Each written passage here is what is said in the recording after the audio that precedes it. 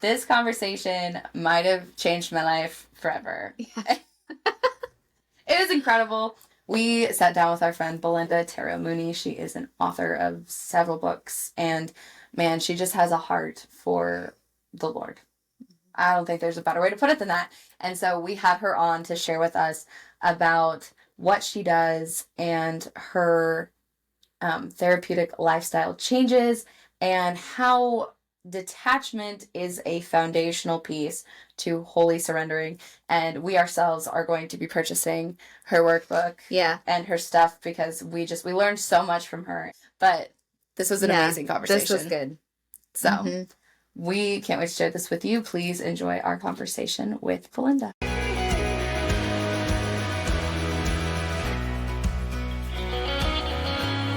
We're so excited to have an amazing guest with us today. I have been really looking forward to this conversation because I feel like detachment is something that I could really improve upon myself, knowing that I struggle with the spirit of control. So we are really excited to introduce Belinda Terro Mooney. She is an author, speaker, instructor, and a life coach for Catholic moms, coaches, therapists, and a book coach for Catholic authors. She just seeks to serve others with her God-given talents and gifts to help them achieve the dreams and goals God has for them. She wants to help others become all that God created them to be through healing from the past and making space for the work that we are called to do in the present moment. Thank you for coming on our podcast. We are so pleased to have you. Thank you. I'm so happy to be here. We were just,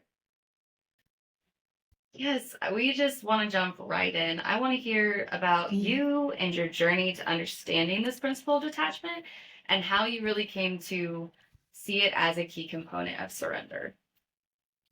Okay, so my journey is very much linked to my journey into Carmelite spirituality and into Carmel, because I am now a definitively professed secular Carmelite, the Discalced order, and this has been a part of the journey into Saint John of the Cross's writings, and just really beginning to understand that, like, if we are attached to things or people, which is mostly what I'm attached to, or situations or things we think we need, our opinions, our reputations, there's a lot of things that we can be attached to. Just think about anything that you could potentially lose, and that would be the thing that you could be attached to.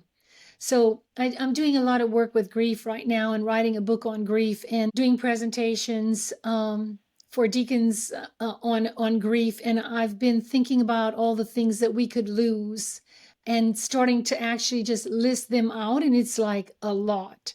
And when you think about that and you really kind of delve into what does that loss mean in your life and how deep is the loss, sometimes you can look at whether or not that was what we call an attachment. So we're supposed to love everybody. So it's like a fine line between what is love and what is attachment.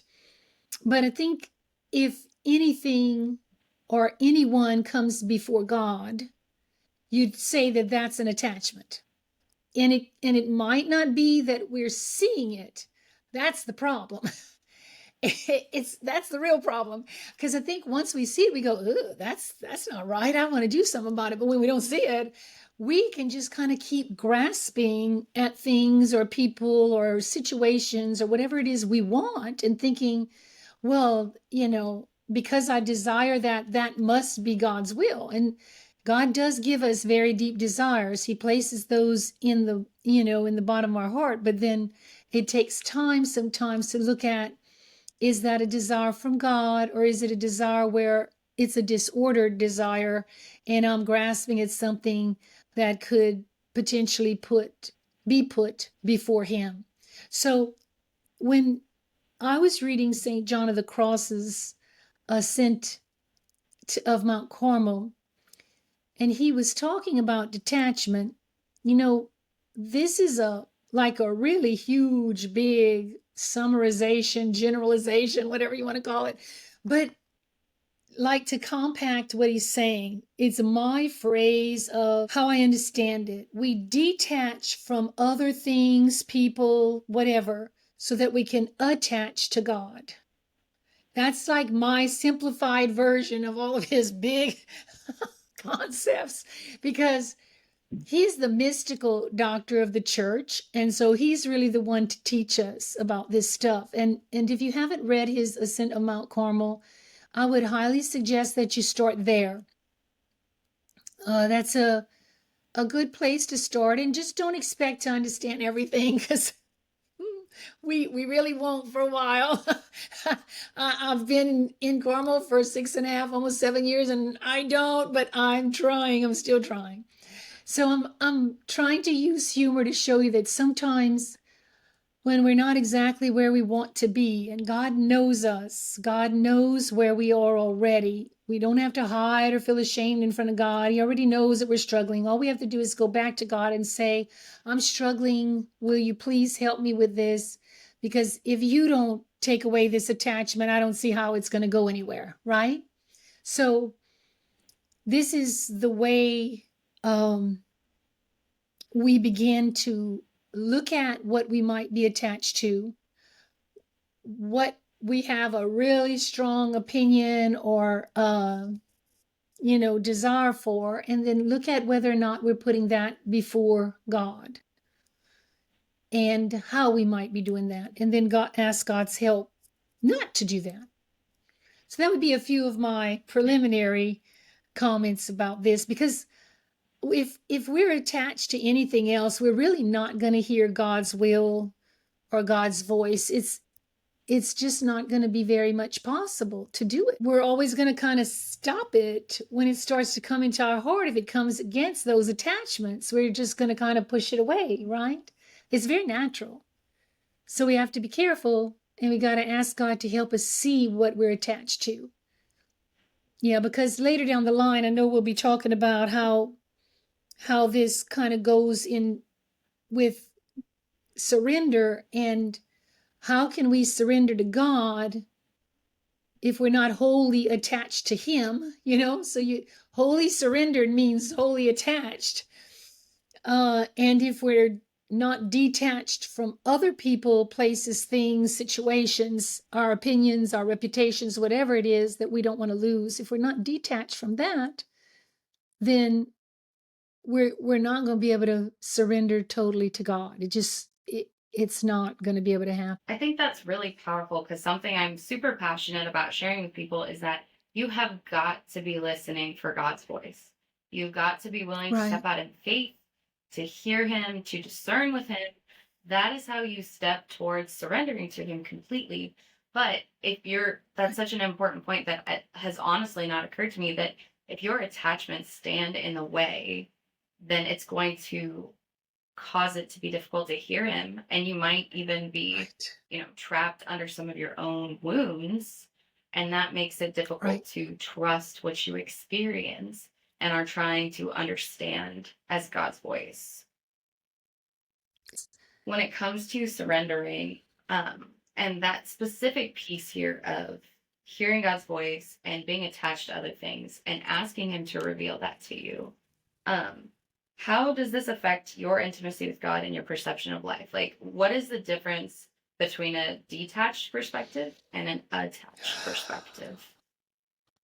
Well, if I'm being perfectly honest, I'm still working a whole bunch on this, because to me, trying to be detached, first of all, comes within my family, because I'm the mother of 7 children, and some of these kids have neurodiversity. And so I have been like on the clock for a long time, trying to help, trying to get opportunities or do things or whatever, prayer, fasting, almsgiving. Like I'm working it from all fronts, spiritual and regular physical motherhood. And I'm telling you, if I were going to say to God, I think I'm attached to anything, it would be to my children.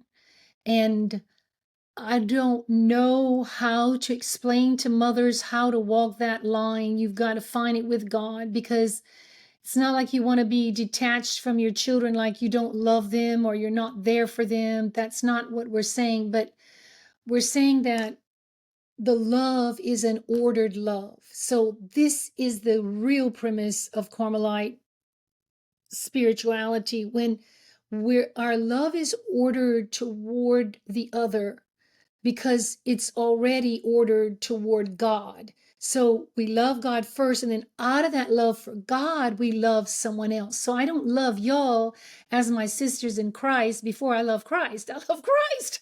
And then I love y'all as my sisters in Christ.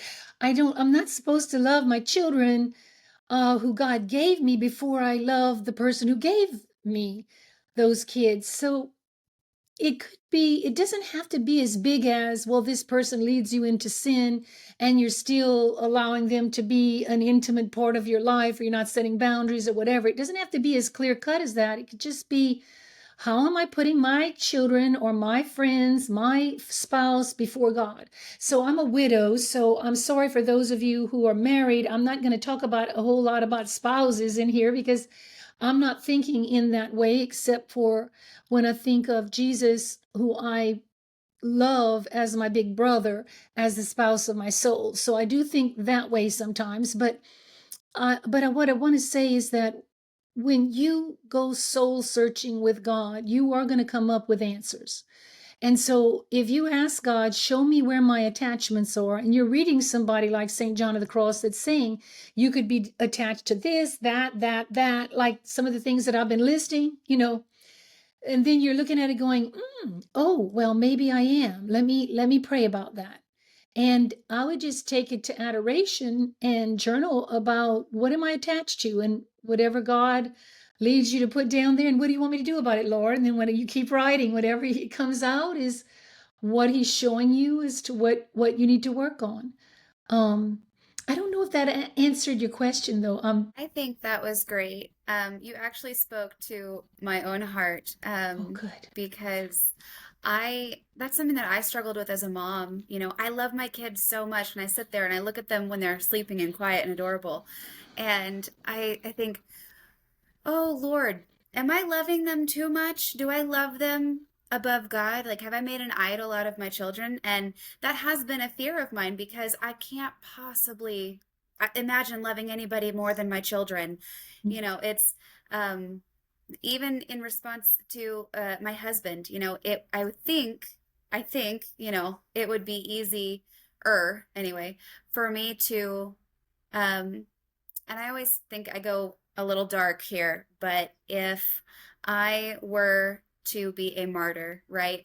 Right. And somebody asked me to choose God or my children, or God or my spouse, I think I would have a much easier time choosing God if it was between God and my spouse. But if it was between God and my children, I'd have a really difficult time. No. And it hurts me to say that a little bit, because I would love to say Jesus every time, no hesitation. Right. But when it comes to my kids, that's hard. I totally understand. I get it. That's where I am. That's why I told you that's the Yeah. biggest thing for me. It's always trying to see what it is that's keeping us, and anything could be keeping us from totally detaching, and therefore then totally surrendering to God.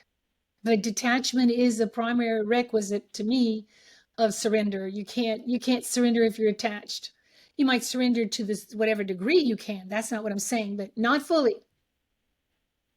And what y'all are trying to do is help people to get to the point where they can fully detach from other, whatever it is, attach to God and surrender to Him.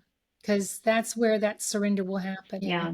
And it's definitely not an easy space, and it's not a black and white situation either, to be like, okay, I'm going to wholly surrender myself to you, God, because something always comes up. We're wounded. There is no perfect situation. As humans, as amazing as that would be, we lost that a long time ago. But like, it spoke to my heart too, because if I've kind of started like picturing myself in the throne room and being like, okay, God is asking me to do this, and I feel like doing this. Can I actually justify this to God? Like, can I look at Him and say, actually, I'm not going to do what you told me to do because I feel like doing this other thing? Or, Right. or I want to love this person, but I'm kind of wounded by them, so we'll check back later. It just becomes like you said, it has to be a prerequisite to surrender. You have to fully trust that whatever God's going to do, he's going to do for your good. And he's going to do to sanctify you, to help you grow, or to help you understand who he is. And holy Right. surrendering is about taking, not being afraid to take that step by step and say, okay, you're calling me to do something really hard right now. And I Right. don't really want to do it, but I know that this is what I need to do in order to feel your call on my heart.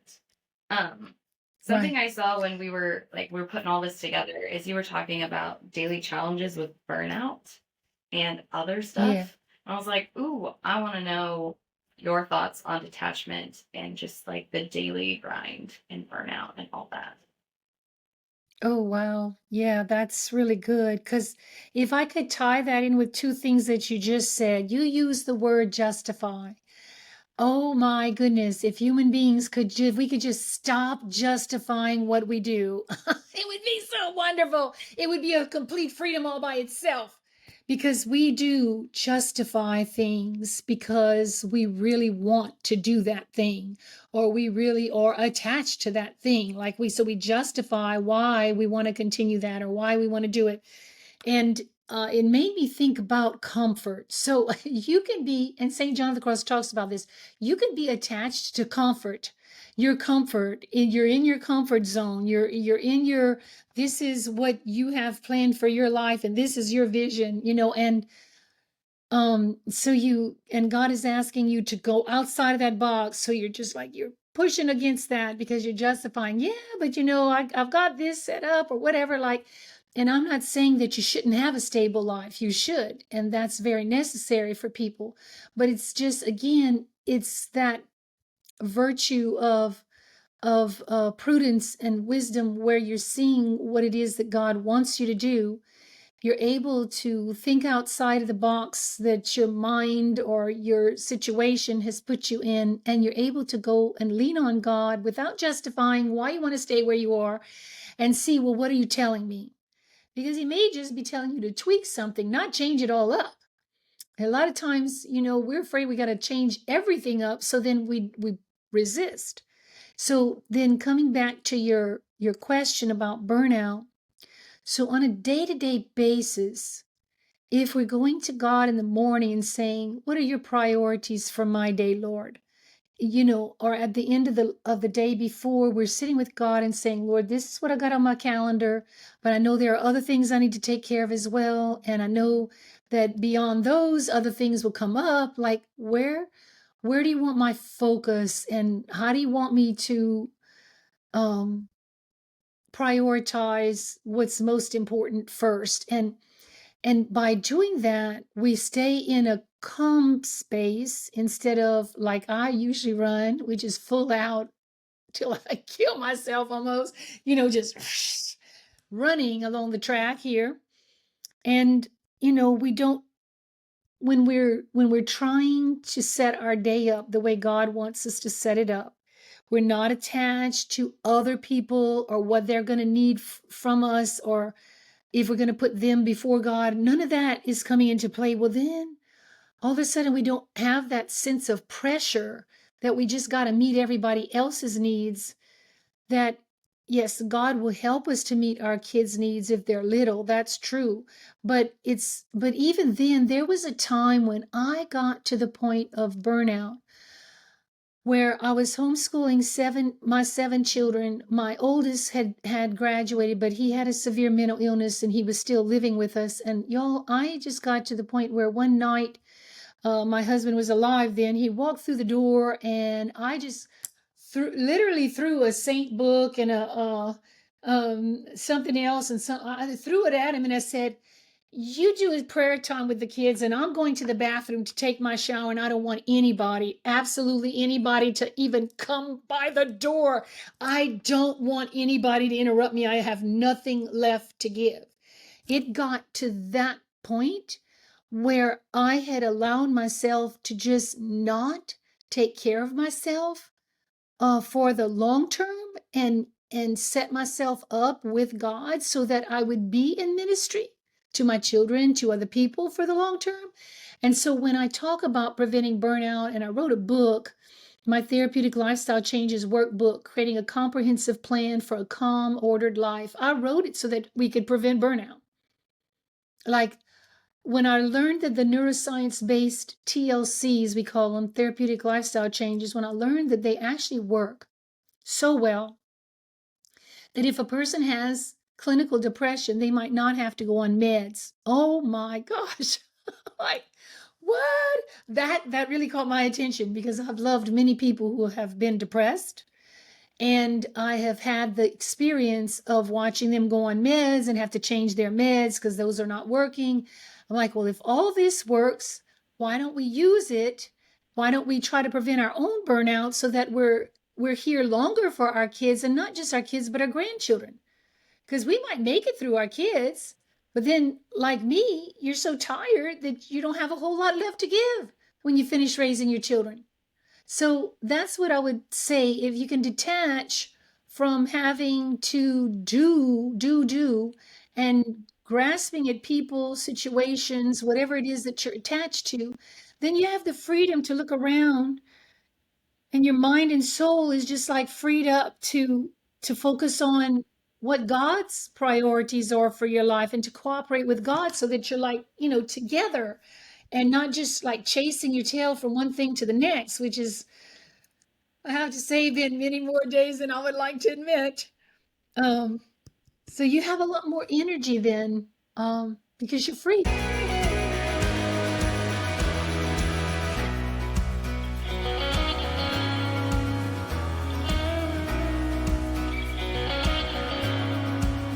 If you don't have the pressure to meet everyone else's needs and to do this, or this, because you're like running around full of stuff that you think you need to do, right?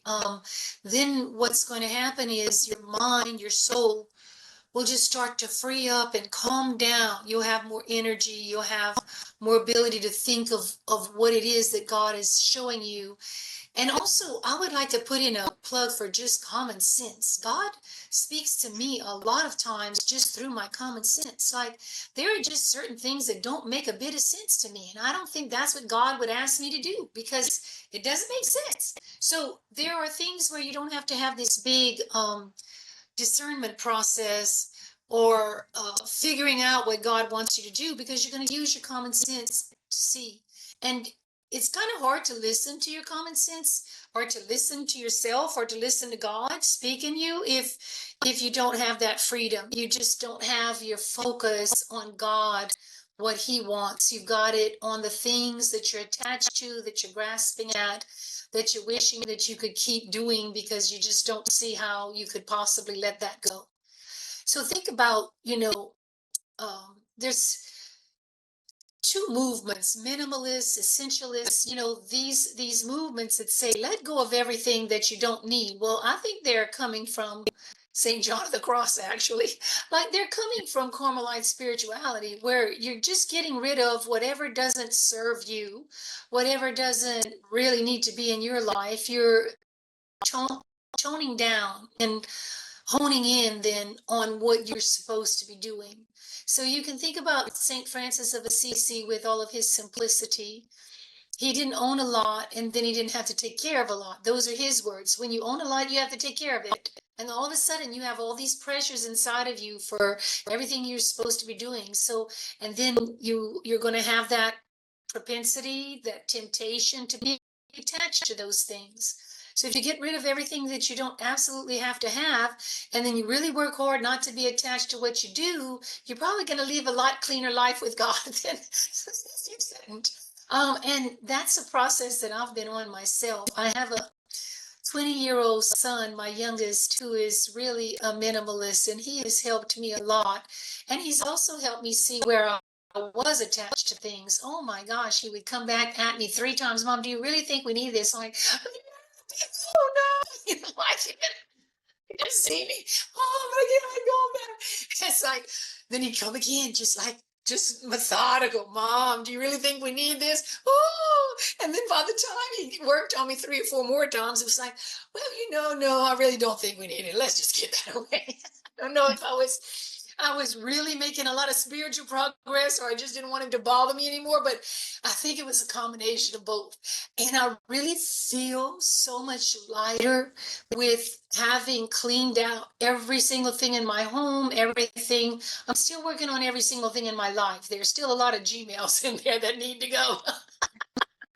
I'm trying to bring some humor because this can get really heavy and you can feel really down on yourself. But the thing is that, like I said before, God sees where we are. And just like we see our children, no, we don't like everything they do. We don't like all parts of them, but we love them and we want to help them get better. And so if we have something that we're attached to and we're going, God, I'm clinging. And you're just going, could you just take this away from me? And he might say, yeah, sure, I'll do that. And he might just take it away and then you're all detached. Or he might say, well, you know what? You're going to have to do a little work yourself. And that's the part of God that I always look up and go, oh, you just don't want to give me any easy way out, right? Like, but if we cooperate with the grace he gives us and we keep working on it, okay, just one more thing this week that I can get rid of in my house. One more thing that I don't need in my life that I know I'm attached to that I can let go of. It doesn't have to be huge things, but every little thing is one little step forward. It's a way that we're letting go, we're stopping grasping or clinging to things, and we're opening our hands to God. So when we were talking about burnout, I was telling you about my workbook. I don't know if you can see it. Let me see if right here. So you see the lady, how she's looking up to the sun and her arms are outstretched. This was my daughter and my perception of how we wanted to show freedom. And if you think about your eyes looking up to heaven, your arms reached up to heaven, and you're like her, you're free from all that stuff you've been attached to. Just saying, okay, where do you want me, Lord? I'm ready. You won't burn out because you won't have all these other things, whether it's physical things, mental things, emotional things, spiritual things that you're clinging to. All that trash is gone, all the garbage, all the and all the good things that you really didn't need. Because St. Augustine talks about how if there is something that's really better, and I'm really deeply paraphrasing him, if there's something better, why just stick with the good thing over here when we can have the best over there? And so he's saying, you know, we need to try to find the way to go for whatever God is offering us that's the best. God himself is the best. So if we're clinging to creatures, as St. John of the Cross calls it, creatures or comforts or other things like our reputation, if we're clinging to things here, then we're not free to open our arms and embrace the life, the vision, the missions that God has for us. So we're going to burn out because we're chasing lots of stuff that take a lot of energy that don't give us really anything back because it wasn't from God to begin with. Do you see where I'm going with this? I mean, like, Yeah. I have lived this. I actually worked through mono. Like, if you would know my life, you would know, wow, this is like the textbook case of not taking care of yourself, not being detached, and burning out. And when I heard that the neuroscience based therapeutic lifestyle changes helped people, like I said earlier, and they were a prevention or even a help for depression, I'm like, well, then for the rest of us who just have overwhelmed lives because we're trying to stack too much in them, maybe we can use those to set goals in these areas of our life. And one area in our prayer life would be praying for God to show us the attachments that we have, show us where we need to detach, and then how to do that. Take away everything you can, Lord, and then what you're going to leave to me, well, then you better give me the strength to do it because I'm going to need it. Because this is what I know I'm comfortable grasping and, clasping onto this. And so if you're asking me to open my hands, you're going to have to give me the strength in order to do that. But when I'm feeling strong, I'm going to try to take the strength. So it's all about, identifying what's not okay with us spiritually, asking God to help us get it right. And do the next right thing, right? It's going to get there, but we got to do the next right thing. And then asking him for the grace to do it, and then cooperating with the grace. I'm like it's like a 4-step process. It might be some more in there, but this is how I see it. It doesn't just it doesn't just we don't snap our fingers and it's all finished. We have to work.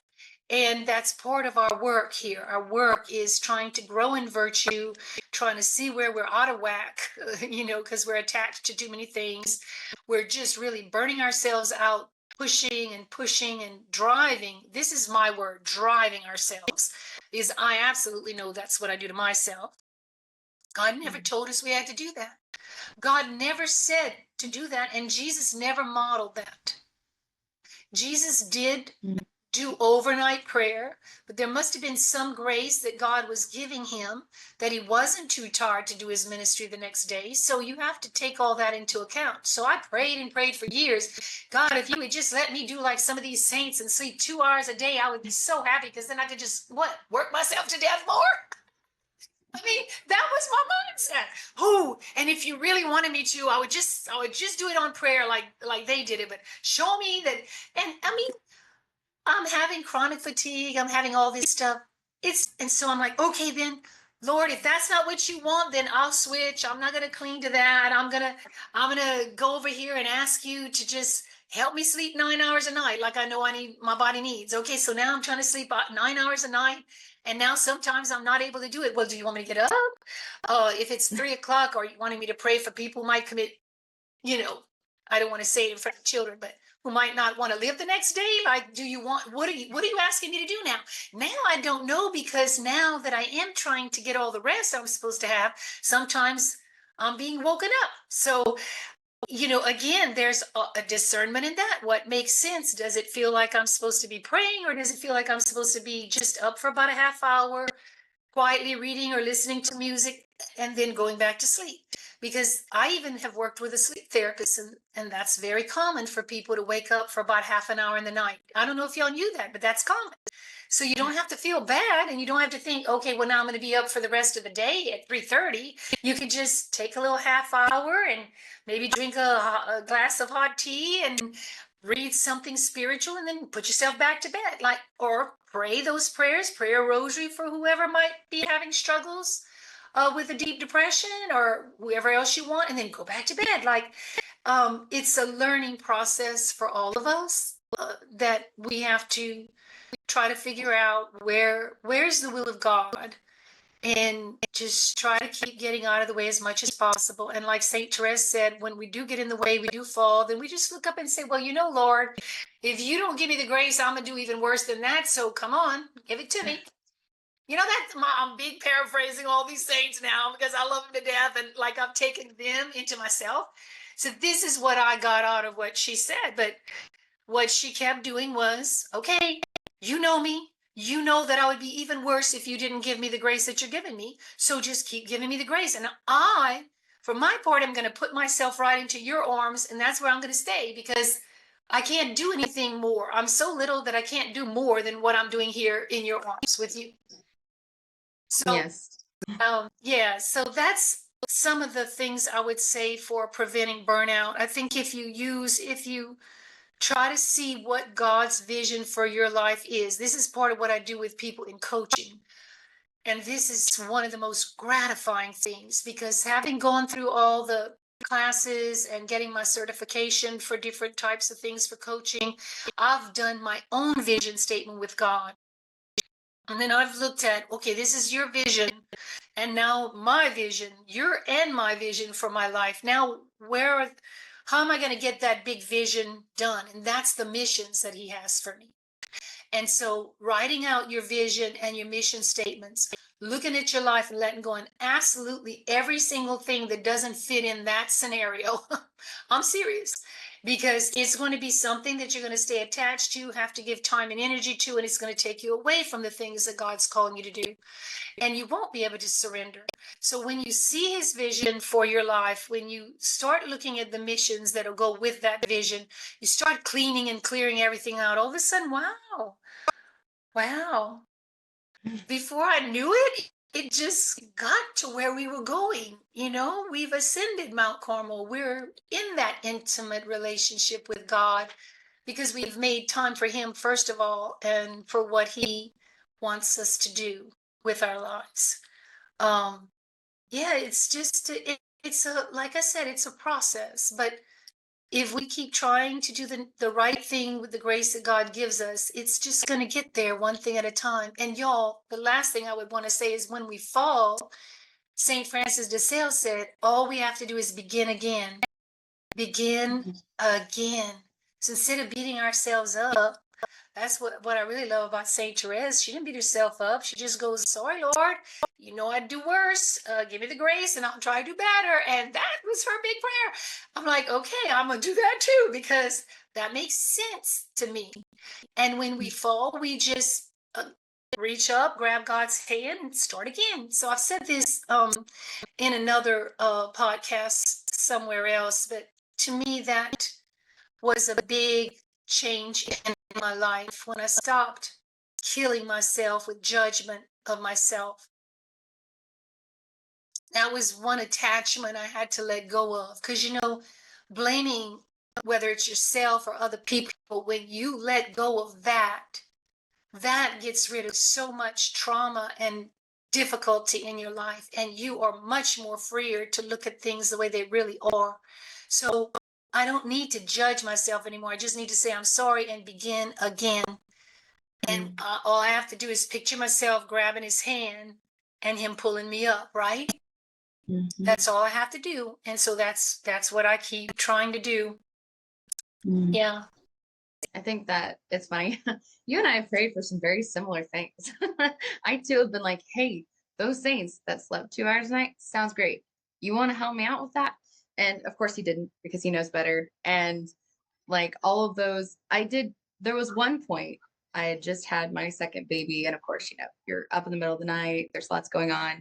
But I just had to remind myself that like whatever sleep I got was God gave me was sufficient. No matter the interruption, because whatever child needs you in the middle of the night needs you. But I got so caught up in that attachment to sleep, and the studies say this is how much sleep you should get, and this is how it should work. That A equals, this, and B equals this, and there's never any changing. It doesn't account for life, of course. And so getting out of that mindset, I had to, wake up, whether it was 4 hours, 5 hours, 8 hours, whatever it was, and say, okay, the grace you've given me is sufficient. The sleep you've given me is enough. And you clearly knew this would happen, and my body will do it because this is where we're at. And, taking those moments to nurse babies and pray, for whoever needed prayer, or like you said, you're right. Like maybe you're awoke, you're waking up to a prompting from God. But it's so incredible, those moments where like, it's all the things they try to teach you secularly, right? Like you are supposed to just keep trying, and you haven't failed. You just learned a valuable lesson. You need to keep going. You need to keep going. But there is someone we know who knows way more than we do, and who is so ready for us to just say, I'm yours. Take care of it. I wholly trust that whatever's going to happen and whatever's going to try to stand in the way of it is for a reason. And it's been very powerful, especially as we've stepped into this stuff with Holy Surrender, to be like, oh, there's all these things going wrong. Clearly, we're on the right track. Clearly, this is a space where the Lord just wants us to wholly rely on his mercy to come through in a circumstance and allow us to experience the moment through his eyes and through his heart. Because I think, you make some amazing points about how if we're constantly striving to not overthink it and to just let it go and let God do everything, just like St. Teresa's very childlike perspective of, yeah, I'm not going to go there. I know that I struggled and I fell, but you'll carry me up the mountain anyways. I'm too little to climb it. Like, what a very peaceful space to be in.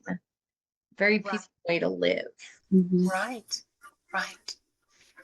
Yeah. And if you if you would allow, I'd like to talk a little bit about perfectionism because it was coming to my mind. So I thought maybe somebody might want to hear this or need to hear this. And that is that being perfect as our Heavenly Father is perfect has to do with love, being perfect in love. Okay. So it's not being perfectionistic in the way we do things. Now, we want to be virtuous, but we want to be careful because it's not virtuous to be perfectionistic. You see what I'm saying? Like it's Yes. so you're not going to be sloppy and you're not going to be perfectionistic. You're going to be in the middle, which is the virtue of all those virtues of simplicity and industry and diligence and perseverance and everything we're supposed to do the things we're supposed to be doing, but we don't have to be if we're not being perfectionistic and we don't have to be perfect in everything we do, we're allowing ourselves some slack, some grace to be able to just live in the middle where the virtue is and the mean.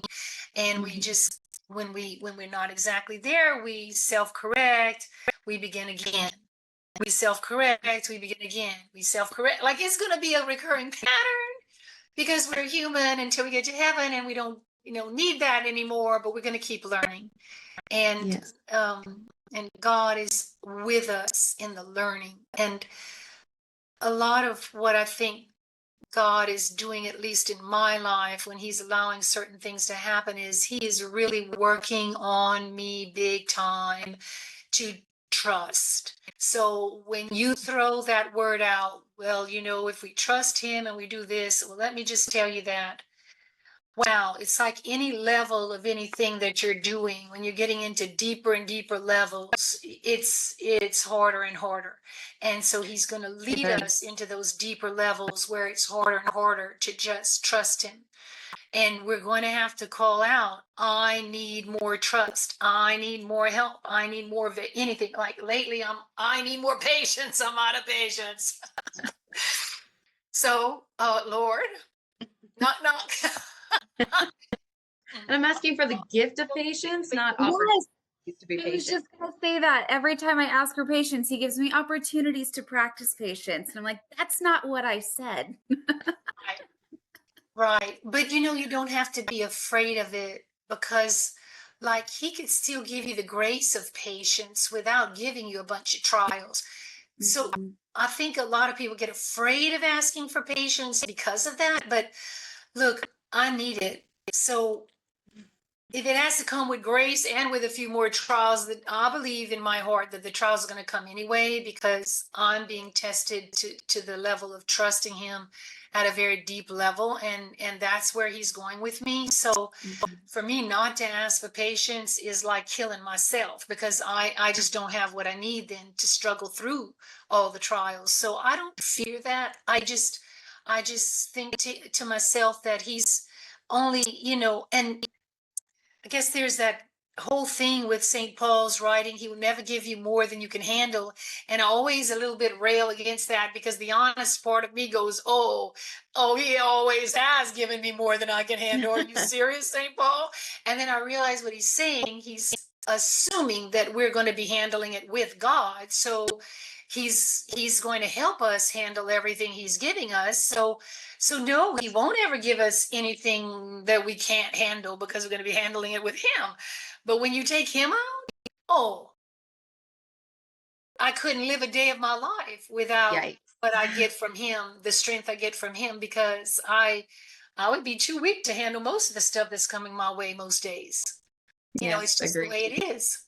Definitely. I think perfectionism is something moms struggle with. I think it's something that, like, I feel like most women, especially in this current age, with all of these influences that say essentially you have to look perfect and act perfect and be perfect. And then also, if someone doesn't see you as perfect, get rid of them. Get them out of your space because you're just fine the way you are. It's like we're living in a state of constant confusion. And I feel like that's made detachment so countercultural because, like, it requires you to take an act of faith, a step of faith, that tiny step of trust, and say, maybe you do know better than I do. So I'm just gonna hope. I'm gonna have the virtue of hope, the virtue of love, and the virtue of faith. And I'm just gonna take a step and let you solve the rest. whether that's through trials or whether that's through just an outpouring of his mercy. So Amen, before we sister. go here, like, would you give us your top tip for pursuing detachment? And then also tell us where everyone can find all of your resources and everything you're up to. Okay, so wow, that's a big thing. Again, I think that the top tip would be to just go before God and tell him that this is something that you really want. You want detachment. So you're going to pray every day for the rest of your life. And I would say a bigger goal is the gift of contemplation. You want him to give you the gift of contemplation so that you can go to the seventh mansion. All right. You want me to tell you what I'd give you as a tip? Because if you can make it to the seventh mansion, you've done all these things. You have detached, you have surrendered. That's all come along the way of Jesus leading us into the inner. So Saint Teresa saw in her mind, in her way of teaching about what prayer was, that we had 7 mansions, and most of us live in the first, second, and third rooms. We had 7 rooms in the mansion. We have an interior castle, and most of us live in the first 3 rooms, but the king waits for us in the middle, in the 7th room, in the 7th dwelling place. And so she's, while St. John of the Cross talks about how we're ascending Mount Carmel, she's talking about how we're descending into ourselves, into our soul, into the mansion that God has there. It's like she pictures it as like a crystal. I know I'm not doing it justice, but you could read her works, but don't start with interior castle. I would not recommend that. But she's trying to get you to go to the 7th dwelling place where you can be totally with God, and it can happen in this life. It can. And if God has that as something he wants for us, Father Reginald Garrigou Lagrange was a great theologian this past century, and he talked about how it really is God's will that all of us have the gift of contemplation. Now, it's a gift, so we can dispose ourselves through meditation and regular prayer and prayer for the gift, but we can't give our own self the gift. So when we get the gift, then that gives us the calmness, the quiet, the understanding that we're always living in the presence of God. Saint Therese was very devoted, and she participated in the work of reparation through devotion to the Holy Face. And so she could see Jesus's face there. She's dusting in the priory, wherever she is, in her cell or wherever. She could picture his face there. She could understand herself in his arms. Like, she knew it both ways, but she understood that he was there and she was in his presence. So if we can get to the point where we know when we're changing diapers, or when we're in a boardroom, or when we're trying to help somebody cross the street that's having a difficult time, or whatever we're doing, whatever service we're providing to other people, or we're just taking care of our own bodies, taking a shower, whatever, God is there. And whether we feel him or not, we understand that he is there. So it's different. The spiritual life does not rely on feelings. You could never feel God. Mother Teresa of Calcutta didn't feel him for 50 years. St. Therese went through a long dry period. I remember when I was 18, getting to the point where I looked up and I said, all right, I haven't felt you in the longest time. And you know what? I don't care if I ever feel you again. If that's the way you want it, that's the way it be. But I am still going to believe in you. It's like I had to say it out loud to get the devil and myself off my back so I could just say, it doesn't matter. Feelings about God are not what we're after. It's understanding deeply within ourselves that whether we feel him or not, he's always there. If we're not in a state of mortal sin, he's always working with us. He's always living in our soul. He's absolutely alive in us. So we just have to keep ourselves doing the best that we can and trying to get to the 7th dwelling place so that we can know him truly. And through that process, by praying every day, God, give me the gift of contemplation. Help me to be detached and wholly surrendered to you. Just hit that prayer every single day. Get a mass said for yourself, because masses while you're living are way more important than masses after you die. That's what the saints have said. So get masses for yourself for these intentions, and unite these intentions of wanting to have a contemplative life. And it doesn't matter if you live in the world or you live in the monastery. God can give you a contemplative life right where you are. And that's what he wants, because he wants us to come to the seventh dwelling place. So pray for it, fast for it, give masses, which are alms, pray, fast, and give alms, right? And just keep working toward it. And when you feel like, oh my gosh, I've just blown it again. Oh, well, Lord, you knew I was going to do it. Give me more strength, give me more patience, forgive me, help me begin again. And then you just go, begin. And that's kind of what I've done. The last chapter of the workbook in the TLC workbook, I've put just begin again. Don't beat yourself up. That's not helping anybody. It's only God that's our judge. We're not our own judge. God's our judge. We can say that's wrong behavior, and I don't want to do that again, and then we can move forward. Go to confession and do what we need to do, and then begin again and move forward. I love that. I Okay. think that's so powerful. Yeah, and then I'm going to send you some links of how people can reach me on Instagram, Facebook. I'm on LinkedIn. I have a little Pinterest now with some of the books, with the book covers up, and my certifications I'm going to put up for my coaching. Then I've got a YouTube, and that is going to be expanding rapidly right now, because I've already done a lot of presentations, 10 minutes, which we'll then take from YouTube and put into shorter segments for other shorts. But these reels are going to be on things that are both in my Catholic faith, like saints, or works of reparation, like the Sacred Heart, Immaculate Heart, and Holy Face. It might be on grieving, or using the TLC wellness areas, or understanding mental health, understanding mental illness, understanding addictions, like all the stuff that I'm trained professionally in. What is coaching, and how does that help people? How to listen to people, because I've just done two presentations for deacons on listening and counseling skills. And so I'm going to be putting that one up on YouTube in a shorter video, so that if you want to make your relationships better and you're struggling with learning how to listen deeply, that can help. So all that'll be up. And then I'm also going to have 3 links for you for the TLC workbook, the Pray With Us, a Saint for Every Day, and my 2 poetry reflection journals that I put out last year, A Look at Life. So all of those I'll send all that to you so that people can get in touch with me. I'm at BelindaTerroMooney.com. It's just my full name. And if you need to reach me, you can go there, or you can email me at belinda@BelindaTerroMooney.com. Perfect. Thank you. We will have all of the links that you send us in the description below this episode, everywhere that we put it out. So for everyone who's listening, you can find her there, check out her stuff. And quite frankly, I'm thinking I'm going to go buy this workbook myself, because it sounds like I need it. One for me too. It'll be perfect. Yes, yeah. We would love, I'm sure, to have you on again sometime to talk more about this, because there's just so much to unpack here. And we're so grateful that you chose to spend your afternoon with us and to talk with us. This has been a blessing, I think, to both Haley and I think our audience is going to love it as well. Thank you. Well, like y'all, everything I do, I'm trying to discern that it's what God wants me to do, and then I'm just trying to deliver. Like I am just hell-bent on accomplishing my missions from God. Now that I know them, I'm doing them.